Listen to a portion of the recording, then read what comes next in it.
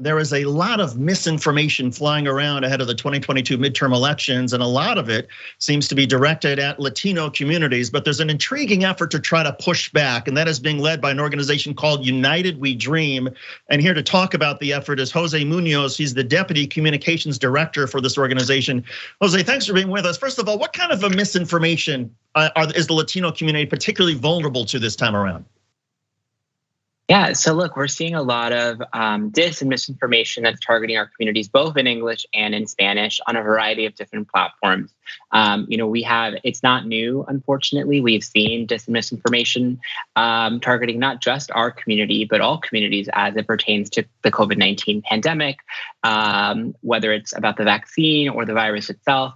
As we're seeing the lead up to the midterms, a lot of what we're seeing as well is folks really trying to use some really divisive rhetoric, talking about immigrants coming to the border, a lot of dis and misinformation, particularly around the economy and inflation, and other topics like LGBTQ issues and other sort of social issues as well. It seems like there's perhaps a lot of stuff that's going on in Spanish that would never be tolerated or picked up by the national media in English. Do I have that right? So one of the reasons why our efforts are so important, particularly on platforms like WhatsApp, is because oftentimes platforms where some of these dis and misinformation thrives, it's just not being caught in Spanish. The reality is that the platforms just don't spend enough time or resources to be able to push back on this type of dis and misinformation. I'll give you a really good example of this. YouTube right now, their Media Matters, one of our great partners, put out a report a couple of weeks ago that showed that there was a significant amount of videos about election-related disinformation from the 2020 election. So a lot of claims about fraud that would not be allowed to be on the platform in English. They are very clear violations.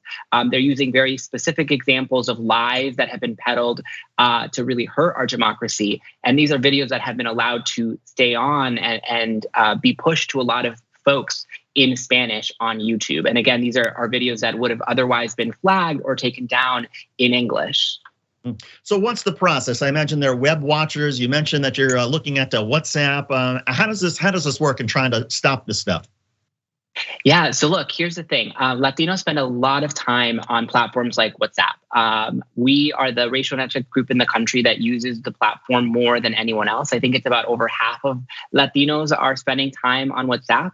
And the way that it often works is you're getting information through friends and family, trusted networks. And so when you're getting dis and misinformation, whether it's about the election, whether it is about the COVID-19 vaccine, or whether it's just mis or disinformation about the economy, you're more likely to believe it. And so for us here at United We Dream Action, we have an initiative known as Reclaim the Web, where we really try to turn that on its head. And we use the power of our members as volunteers to push out content that's created by young people, culturally relevant content in English and in Spanish on a variety of topics that folks are then able to actually take and permeate throughout their WhatsApp group chats and through other channels to really be able to use the same idea that as you're receiving information from a trusted source that might be wrong, we really want to make sure that we're inoculating folks with information that is accurate to make sure that they're really able to make really good informed decisions, particularly as it pertains to leading up to the midterms.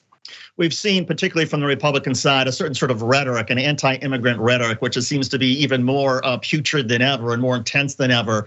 How does that translate? Does it mean that there's more of these videos, more of this sort of horrible rhetoric that's out there targeting Latinos? And what kind of challenge does that pose? Yeah, look, the reality is that Republicans across the country have really gone all in on this really dangerous anti-immigrant rhetoric. And really the fact that they're using it to scare voters. They're using dangerous rhetoric, calling immigrants and people of color invaders and other things like that. They're running political advertisements. They're spending a lot of money this cycle to run advertisements that use this dangerous rhetoric. This is the same rhetoric that inspired the shooter in Buffalo, New York earlier this year that went to a grocery store. It inspired the shooting in 2019 in El Paso. And so this is the type of rhetoric that Republicans have been leaning into. And the reality is that for myself as an immigrant, I know how dangerous this kind of rhetoric can be, not just for immigrants, but for people of color as a whole. And so it's really important for us to recognize that we have to call this type of rhetoric out. Look, the reality is that we need politicians that are putting forward ideas and plans that actually help us instead of trying to divide and to scare and use fear tactics to try to win votes. And so that's one of the things that's really, I think, been really harmful that we've been seeing, is that this rhetoric has continued and it's being used. A lot of money is being spent to run these types of ads in hopes to get them elected. These are happening all across the country in high-profile Senate seats like Nevada and Arizona, but it's also happening in House seats all across the country as well. It's coming from the top of the Republican leadership as well, which is really unfortunate to see. Yeah, and even some of the top conservative Republican sort of platforms. And I think of Tucker Carlson and the absolute crap he continues to spew out about the great replacement theory. In terms of battling it, is it more effective to battle whether the Tucker Carlsons or sort of the national Republicans at that national level, or is it a more effective campaign to try to target this at state and local levels? I think one of the things that's important, especially as we're going into the midterms, is calling out the strategy. Look, the reality is that the reason why Republicans are using this rhetoric is because they think it's going to work. They actually don't really have answers or solutions to many of the problems that we face. No Republican voted for the Inflation Reduction Act that was just passed in Congress earlier this year and signed by President Biden. And so they don't really have any real solutions. They want to scare voters. And so I think it's really important to make sure that we are invoking strategies that are talking to real life people, real everyday people who might be seeing these types of ads and this rhetoric, to let them know what they're seeing, and to present a positive vision, present a vision that is welcoming to people, and present a vision that points out the best of what we can be. Are Democrats paying enough attention to Latino voters? And the reason I say that is because there's a number of polls that suggest a larger percentage of Latinos now are moving towards Republicans. Not a majority, but just the percentage that are supporting Republicans seems to be increasing. Look, I think one of the things that's really important as we're talking about Latino voters is to recognize, and I think that there was a lot of this after 2020, is that this is an electorate that is not a monolith, and you don't just need to get them to turn out, but you actually need to persuade them to vote for you. And so I think part of the conversation that we need to be having is recognizing how are we having really authentic ways to communicate with these folks, doing it in language, having really authentic content in Spanish for folks who are Spanish dominant or even bilingual. There's a lot of really great research that has showed that even for folks who are bilingual, when they're seeing more Spanish content from campaigns and from folks who are asking for their vote, that's really impactful. That's why the work that we're doing at United We Dream Action is really important in terms of providing people with content that is culturally relevant, that really speaks to them and that inspires them to actually go out and vote. And given the level of mistrust that a lot of communities may have already, I sort of wonder what sort of impact that has on United We Dream. Does it make it that much more difficult for your organization, which is simply trying to correct the record and give people accurate information?